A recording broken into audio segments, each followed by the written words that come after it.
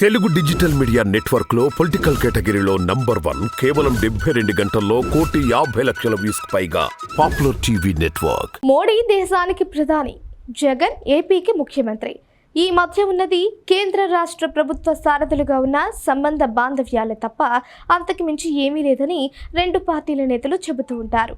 కానీ చూడబోతే అంతకు మించిన బంధమే ఉందా అన్న చర్చ సాగుతోంది. ఎందుకంటే రాజకీయాలు ముదిరి పాకాన పడి ఎన్నికల వేడి పుట్టుకొని వచ్చాక మోడీ పార్టీ అయిన బీజేపీ కూటమిలో ఉంటూ ప్రత్యర్థిగా ఎదురు వచ్చిన సీఎం జగన్ ఒక్క మాట అనడం లేదు. అదేవిధంగా టీడీపీ కూటమి ఎన్నికల ప్రచారాన్ని చిలకలూరిపేటలో ప్రారంభించిన నరేంద్ర మోడీ జగన్ మీద విమర్శలు చేయకుండానే వెళ్లిపోయారు. జగన్ మంత్రులు అవినీతిలో పోటీ పడుతున్నారు అని ఒక ఆరోపణ చేశారు. వైసీపీ కాంగ్రెస్ ఒక్కటే అంటూ మరొక కొత్త ఆరోపణ చేశారు. ఈ రెండు కూడా టీడీపీని జనసేనను సంతోషపెట్టలేకపోయాయి. నిజానికి చూస్తే మోడీ తీవ్ర స్థాయిలో ప్రత్యర్థుల మీద విమర్శలు చేస్తారు. జగన్ మీద అన్ని రాజకీయ పార్టీలు చేసే ఆరోపణలే మోడీ చేస్తే వాటి పవర్ వేరుగా ఉంటుందని కూడా అంటారు. జగన్ మీద ఆదాయానికి మించి ఆస్తులు ఉన్నాయని కేసులు కోర్టులు నడుస్తున్నాయి.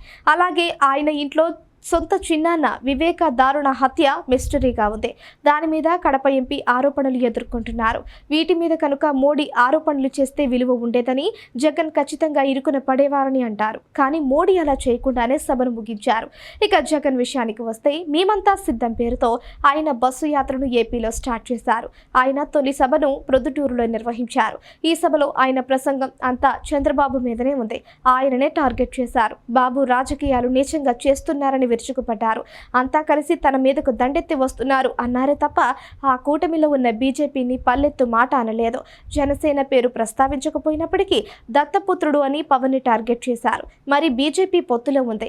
ఏపీకి విభజన హామీలు అమలు కాలేదు కదా, ప్రత్యేక హోదా ఇవ్వలేదు, ఏపీకి స్పెషల్ గ్రాంట్స్ ఇవ్వలేదు కదా, పోలవరం పూర్తి చేయలేకపోయింది, రాజధానికి నిధులు ఇచ్చి నిర్మించలేకపోయింది. మరి మోడీ ప్రభుత్వం మీద జగన్ ఎందుకు విమర్శలు చేయలేదు అన్న చర్చ సాగుతోంది. ఇక కంటికి కనిపిస్తున్న విశాఖ స్టీల్ ప్లాంట్ ని ప్రైవేట్ పరం చేస్తోంది బీజేపీ. కడపలో స్టీల్ ప్లాంట్ పెడతామని ఇచ్చిన హామీ కూడా నెరవేర్చలేదు. ఇలా చూస్తే బీజేపీ ప్రభుత్వం ఏపీకి ఏమీ చేయలేదు. గట్టిగా మాట్లాడితే కేంద్రాన్ని ఎన్నైనా అనవచ్చు. కానీ జగన్ ఎక్కడా మోడీ పేరు ఎత్తలేదు. ఆయన ఊసు కూడా తలవలేదు. తన స్పీచ్ మొత్తం చంద్రబాబు చుట్టూ తిప్పేశారు. దీని మీదనే ఇప్పుడు చర్చ సాగుతోంది. మోడీ చూస్తే ఏపీలో జగన్ మీద ఏ విధంగా విమర్శలు చేయలేదు. డిటో అన్నట్లుగా జగన్ కూడా మోడీని ఏమీ అనడం లేదు. అసలు ఏం జరుగుతోంది అన్నదే అంతా ఆలోచిస్తున్నారు. ఈ రెండు పార్టీల మధ్య రాజకీయ వైరం ఉంది. ప్రత్యర్థులుగా ఉంటూ ఎన్నికల సమరంలో పాలు పంచుకుంటున్నారు. కానీ దానికి పెద్దన్న మోడీని జగన్ విమర్శించలేదు. ఏపీలో ప్రభుత్వాన్ని 5 ఏళ్ల పాటు నడిపిన వైసీపీ అధినేత జగన్ గురించి మోడీ అనటం లేదు. అందుకే ఏదో జరుగుతోంది తెర వెనుక అన్నది మాత్రం అందరిలో అనుమానాలుగా ఉన్నాయి అంటున్నారు. అయితే మోడీతో పెట్టుకున్న వారికి ఏం జరుగుతుందో అందరికీ తెలుసు.